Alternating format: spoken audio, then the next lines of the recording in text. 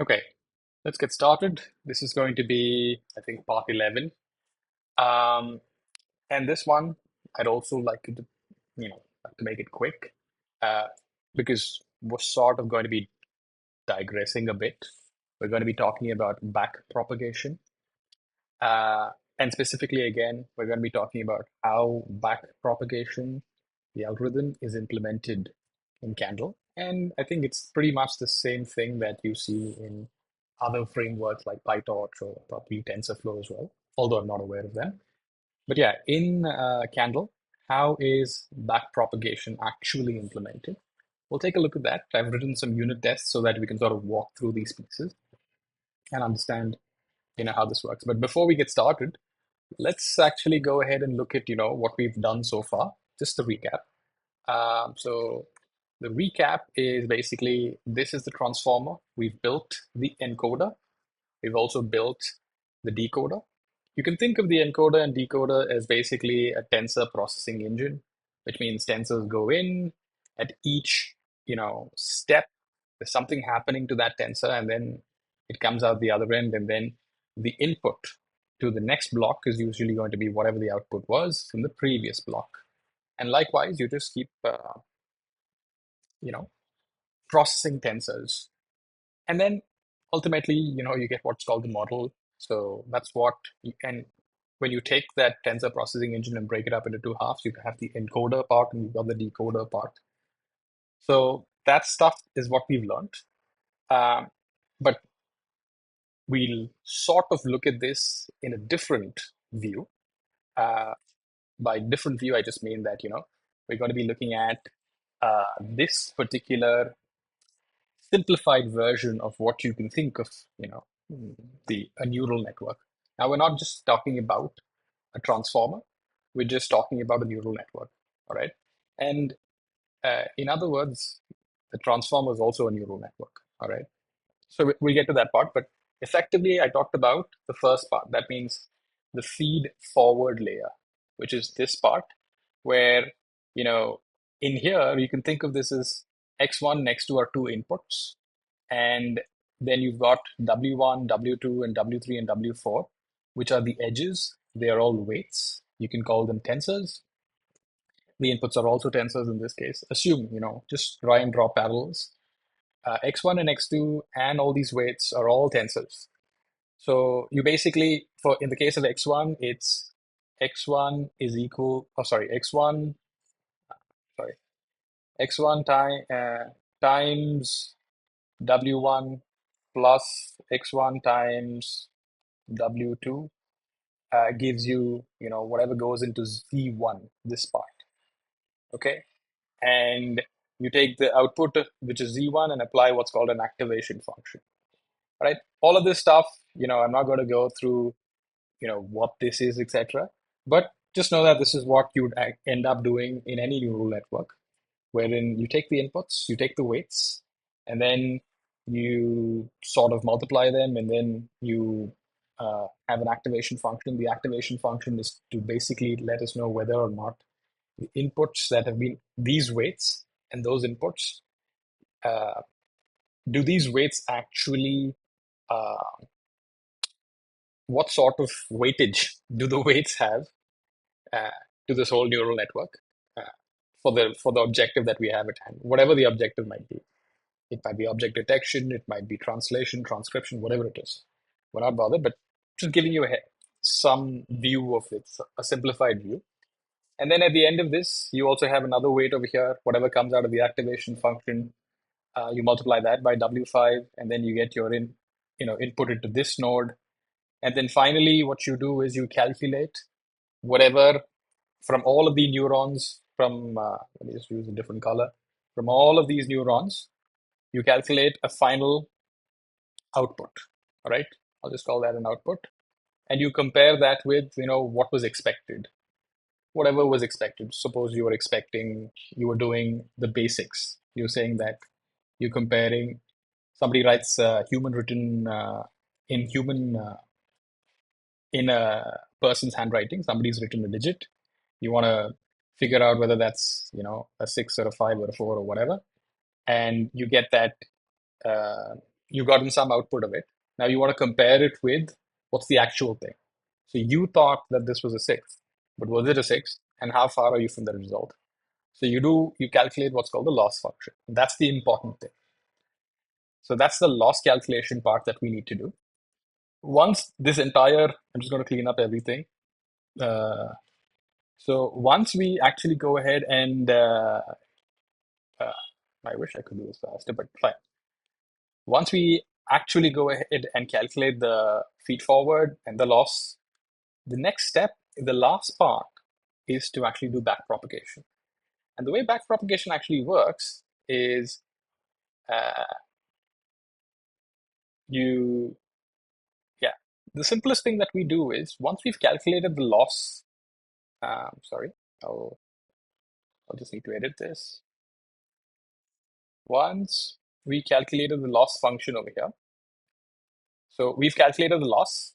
The loss that you calculate is actually like a function saying uh, this particular variable, which is the output, um, whatever its equation is, minus whatever you got. It could be something very simple, like you can just do what's called a root mean squared, you know, calculation, and just say that okay, that's the difference between what was expected and what we got.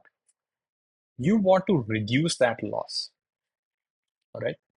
So you want to reduce the loss, or rather minimize that loss, and the way you do that is by updating all these weights, each of these weights, all right, in the next cycle. In the next cycle, so in cycle 1, iteration 1, these things had these weights. In iteration 2, you probably need to figure out, how do I adjust these weights so that the loss function is minimized, right? So I'm just going to give you that much. The way we do that is through these things called partial derivatives. It's nothing but you basically want to figure out that this loss is actually a function. What is the change in this loss function with respect to each individual weight? We want to figure that out, right? And the way you do that is through partial derivatives. That means you keep the rest of the variables constant, and then let's say we increase or decrease, let's say W4 in this case. Let me use a different color.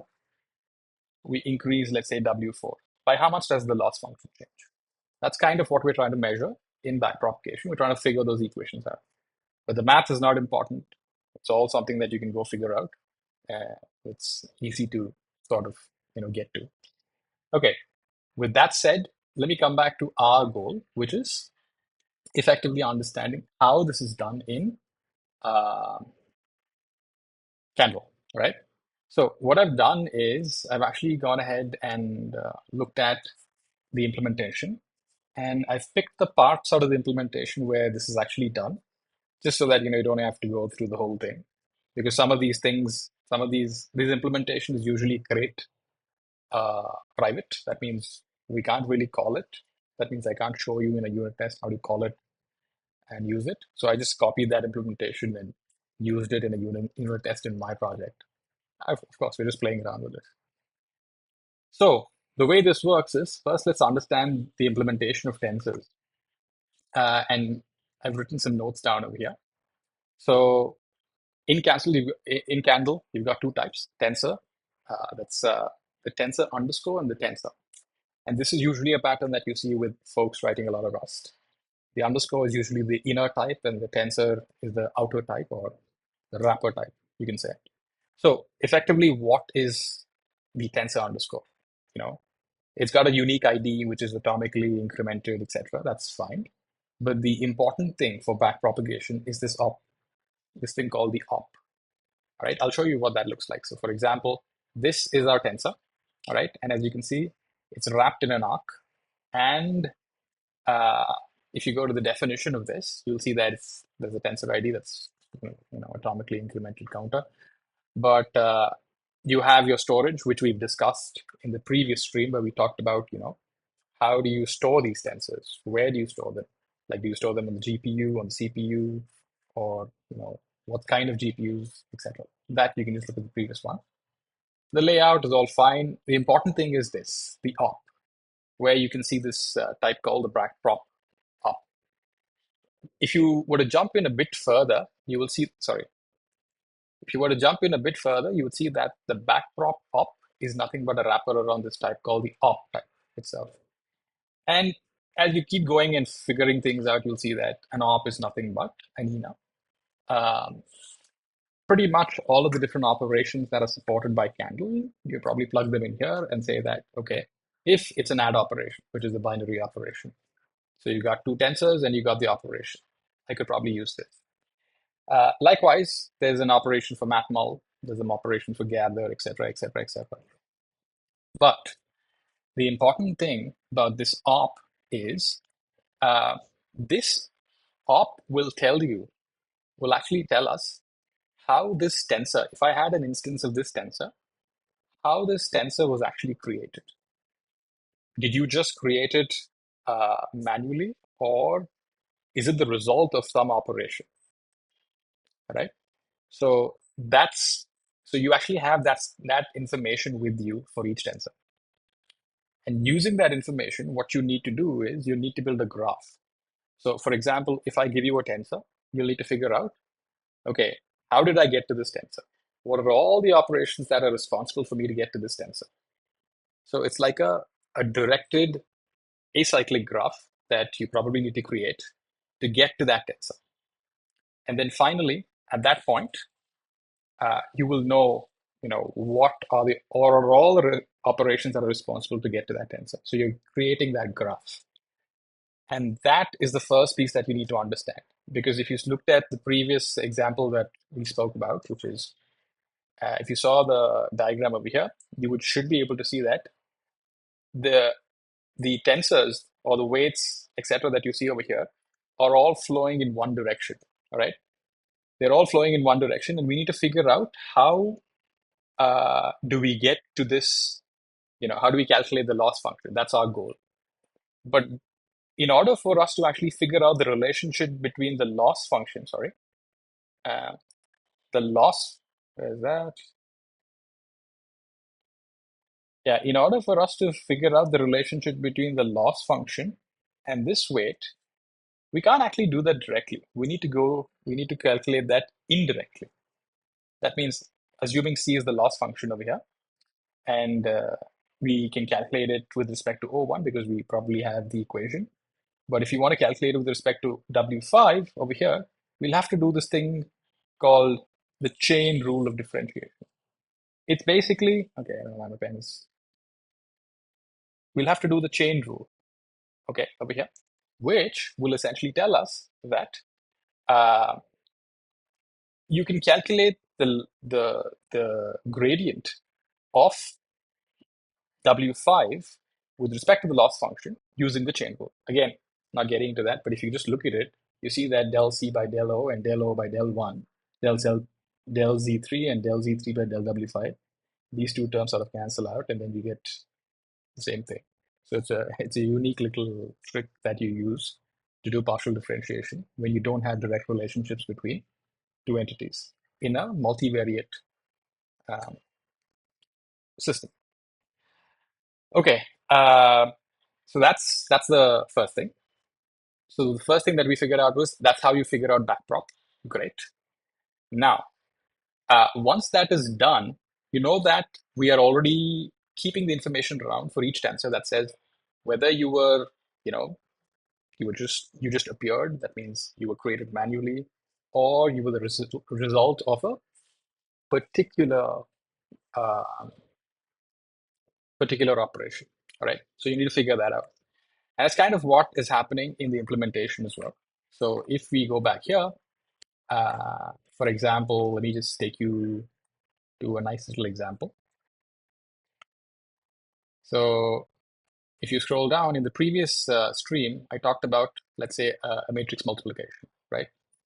So when I actually jump into the matrix multiplication implementation and take a look at it, you will see that, at the end of that matrix multiplication, once that's done, we create the actual backprop operation instance and say, okay, you include this in the tensor that we're going to produce. That's the result of the matrix multiplication, something like this.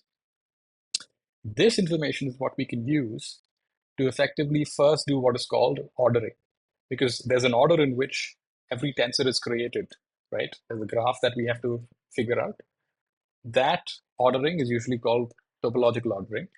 And its implementation is quite straightforward. Again, nothing, no rocket science. If you were to go look at it, I've actually got it here. So let me just put it up. Yeah. So this is a direct copy paste of what's in Candle, except it's in my library, so that we can understand how this works. You take in the tensor, and then you also give it maybe an empty vector of tensors to say that, okay, for me to get to this particular node, I had to put all of these operations together. And then finally, you figure out that, okay, these are all the operations that have happened. And I'm giving this to you in just a linearized entity, like a vector. I'm giving it back to you. All right, so that's kind of what you do. But rather than me just talk about it, I'll actually run the demo. We've seen the demo previously, so that explanation is a little more easier. So if I was to look at, firstly, let me go back here. Yeah, we talked about the chain rule. We talked about, how do you compute the gradient, which is what I showed you with the, on the iPad. That's fine. And I also talked about, that the fact that we need to be updating those weights so that the network keeps learning and learning. Now, let's just look at a unit test so that it makes simple sense. So if you were to look at this, you'd see that I've got a unit test. It's called test get op graph. I use some what do you say? Some example stuff over here, like x and y are 8 and 512. That's just stuff that I chose. Okay, just number. And I'm storing this particular tensor that I'm going to create right now on my machine's GPU.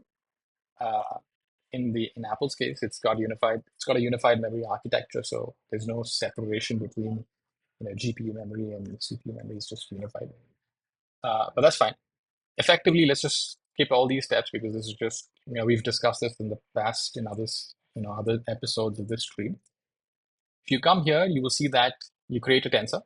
All right, that's simple. A randomized tensor, and the tensor is of dimensions 8 by 512.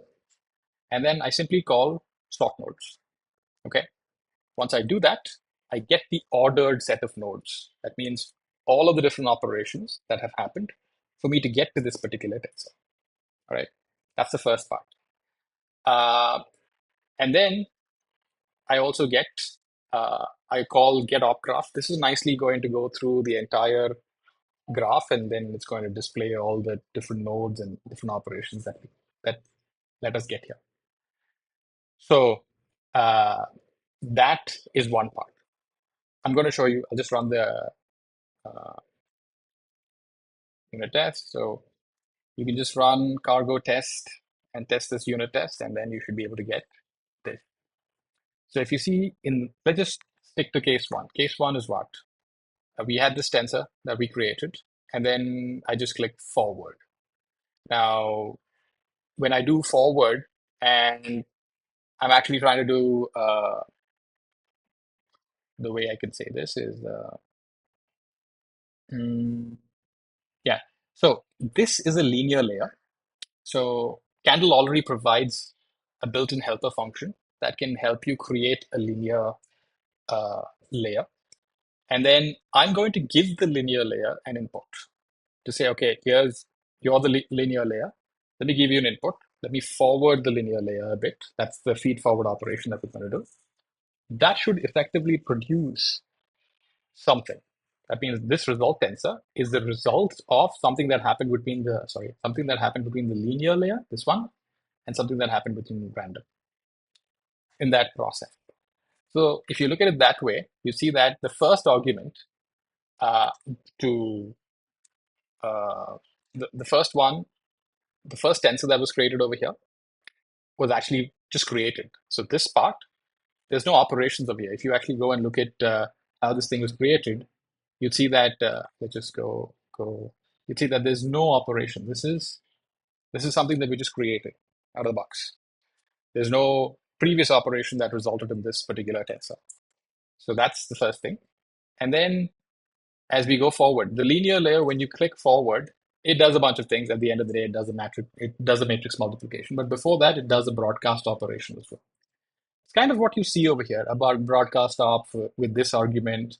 Then it does a transpose again with this argument. All this stuff will keep building and building. And then finally you get to, whatever our result is, which is this. The same thing happens if you take a look at second scenario, where I'm doing a little bit of a reshape and then a transpose and then this. You'd see that sort of here. You'd see the reshape operation, you'd see the transpose operation, all of that stuff, right? So this is the first thing that I wanted to talk about as to how backpropagation is actually implemented. Now, again, there is no reason to learn this if you just want to learn about generative AI, transformer architecture, etc. You don't need to know how this is implemented. Usually the theory is already available to you and you know it. But when you're working with something like Candle, etc., you want to move these implementations to different devices that are not standard, like your GPU or your standard CPU architectures. You really need to know about these things so that when you do actually implement them, how do you figure these things out? Like, how do you do the best job of moving these implementations over? For example, one of the things that clearly stands out is if you go look at the ordering process, which is sort nodes that I've been calling, uh, it is recursive. All right. This is a recursive function that's going to get called again and again and again. That's great.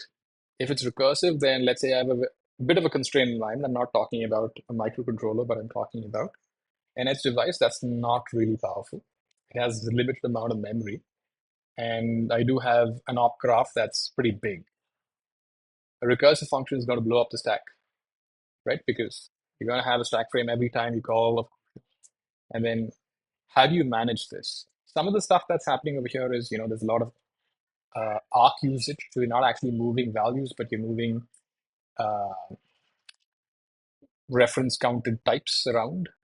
So that's good, but you still want to look at the trade-offs. How do you want to build this, etc.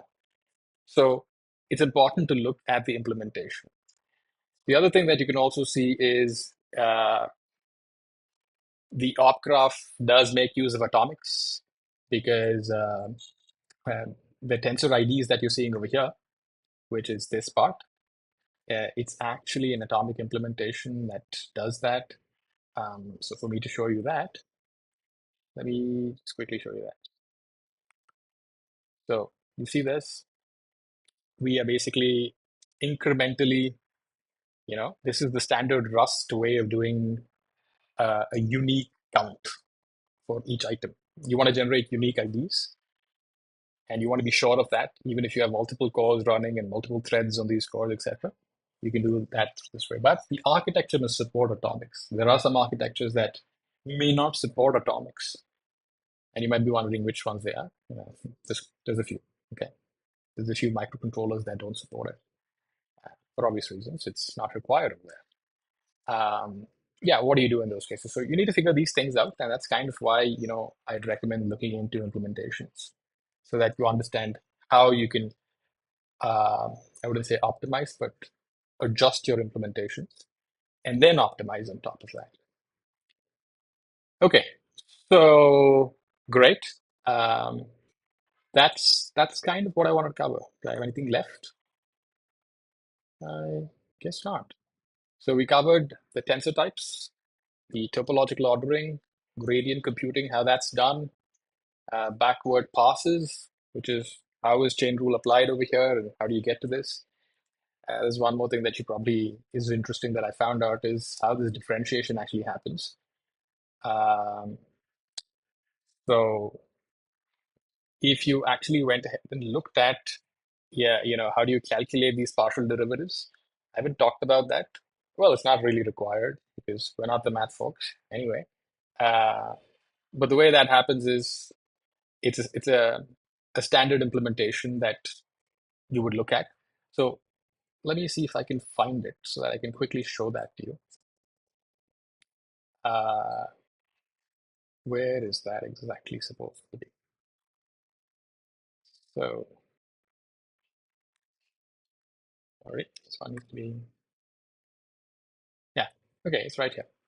So if you wanted to see the full implementation, you can actually go look at the, so again, Candle has what's called auto differentiation or auto-diff, which means you just give it a tensor and it's going to go build the entire graph and provide all the partial derivatives for that and then completely do that loop. That's kind of obvious. We can do that here. So for example, you had like an add operation. How do you calculate the differential of that?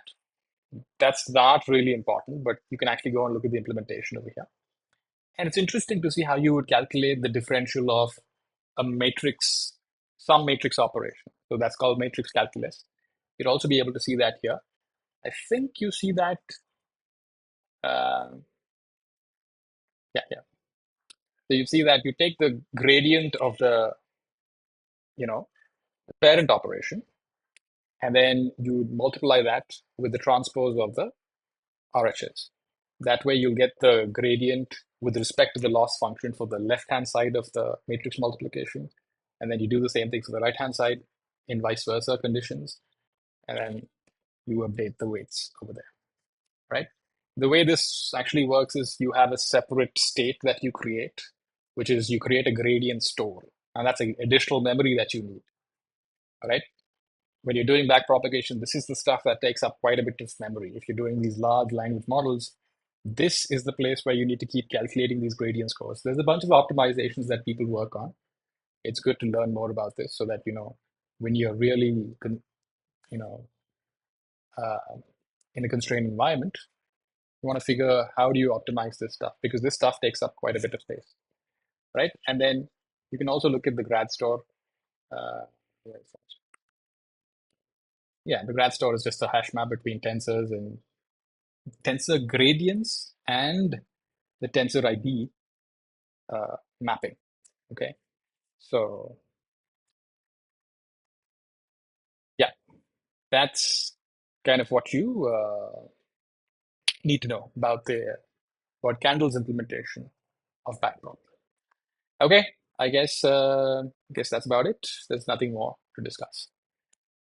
This should be a good reference point if anybody's thinking about it, or even if I need to refer to something in the future, I can just come back to this. Yeah. So, if there are any questions again for folks that are watching, or please do feel free to leave a comment, and I'll see if I can answer that question. All right. Thank you. Have a good day.